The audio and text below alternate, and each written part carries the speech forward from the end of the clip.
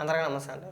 మన తెలుగు 2 రాష్ట్రాల్లో ఏమాత్రం సిగ్గు, శరం లేని వ్యక్తి ఎవరన్నా ఉన్నారంటే అది కేవలం ముద్రగడ పద్మనాభరెడ్డి మాత్రమే అండి. ఆ రెడ్డి అంటున్నానని చెప్పేసి ఏమనుకోమాకండి. ఎందుకంటే స్వయంగా తానే పేరు మార్చుకున్నాడు. ముద్రగడ పద్మనాభం నుంచి ముద్రగడ పద్మనాభరెడ్డిగా. ఆ అంశం గురించి మన అందరికీ తెలిసిందే. నేను మళ్ళీ ప్రత్యేకించి ఇక్కడ చెప్పాల్సిన అవసరం లేదు.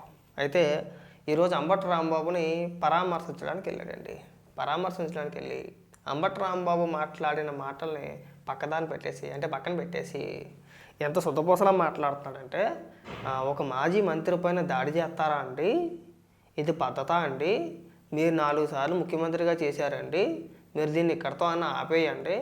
అలాగే తిరుమల కల్తీ వ్యవహారం గురించి మాట్లాడుతూ దీన్ని ఇక్కడితో ఆపేస్తే బాగుంటుందండి అని నా అభిప్రాయం అండి. ఇంక నువ్వు ఒక్కడ తక్కువయ్యేవండి మా దరిద్రానికి మా కర్మకని. ఒకసారి ఏమని మాట్లాడుతున్నాడు వినిపిస్తా చూడండి. మీ అందరూ కూడా ఆశీస్సులు ఇవ్వాలని నేను కోరుకుంటా ఉన్నాను. చాలా బాధాకరం. ముఖ్యమంత్రి గారు మాజీ మంత్రుల ఇళ్ల మీద దాడి చేయించడం అన్నది చాలా సిగ్గుసేటుగా ఉందండి. బతికి సిగ్గు లేదండి అసలు. మీరు మనుషులు కాదండి, మీది మనిషి జన్మ కాదండి. సిగ్గు అనిపిస్తుందండి మీకు అసలు? ఒక ముఖ్యమంత్రిని పట్టుకొని ఒక మాజీ ముఖ్యమంత్రి లకారాలతో సంబోధిస్తూ పచ్చి బూతులు మాట్లాడితే ఇక్కడికి వచ్చి సిగ్గు చెరవ లేకుండా ఇది పద్ధతి కాదండి, ఇది సాంప్రదాయం కాదండి, ఏది కాదండి, నిన్నంటే అండి ఇప్పుడు నేను లా కొడక అని చెప్పేసి అనేసి క్షమాపణ చెప్పేస్తాను. మీ ఫీలింగ్ ఏంటండి? సిగ్గు అనిపించట్లేదండి కొంచెం అయినా కానీ? అంత వయసు వచ్చిందండి దేనికండి మనకి?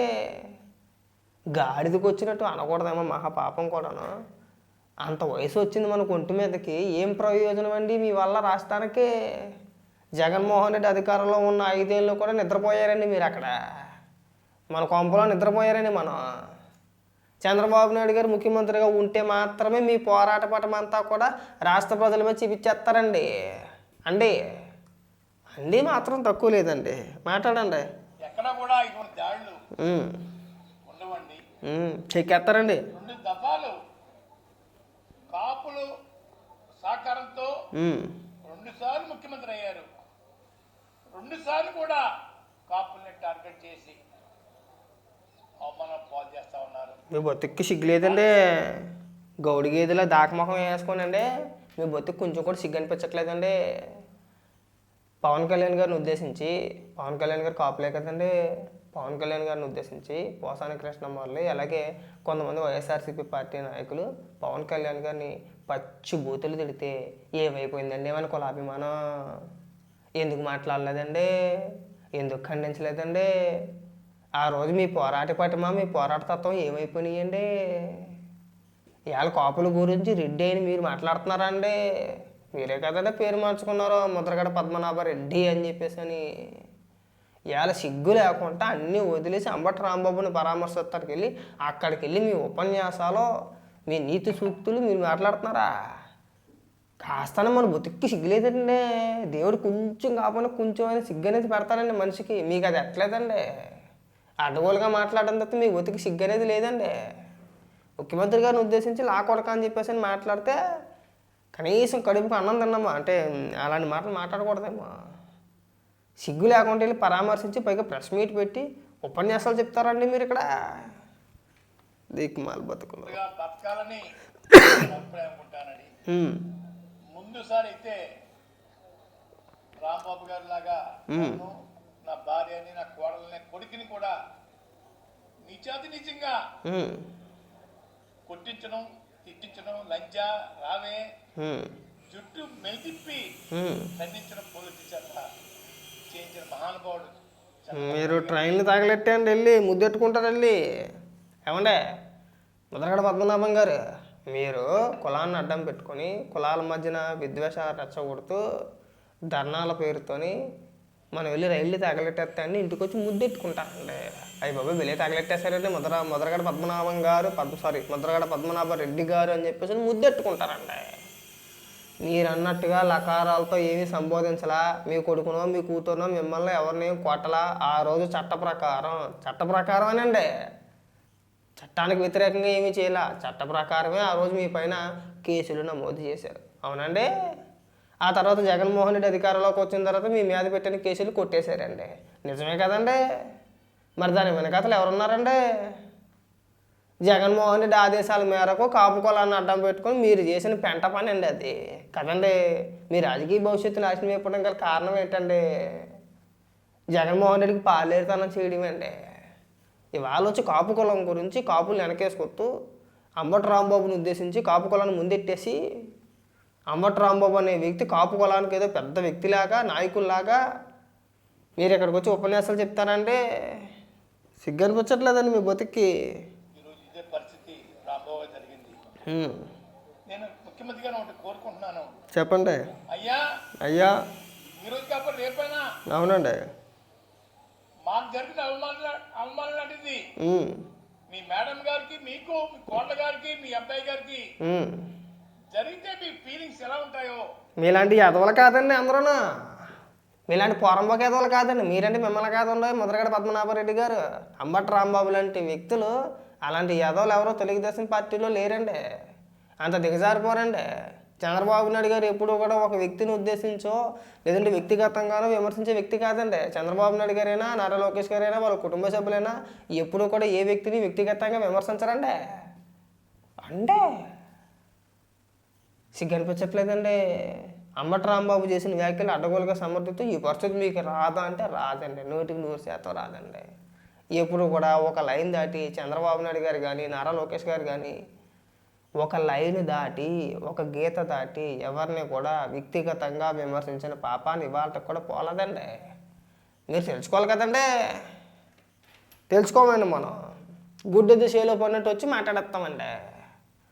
వైసీపీలో ఉన్నంత పోరంబోకి యాదవలో దేశంలో ఏ రాజకీయ పార్టీల్లో కూడా ఉండరండి.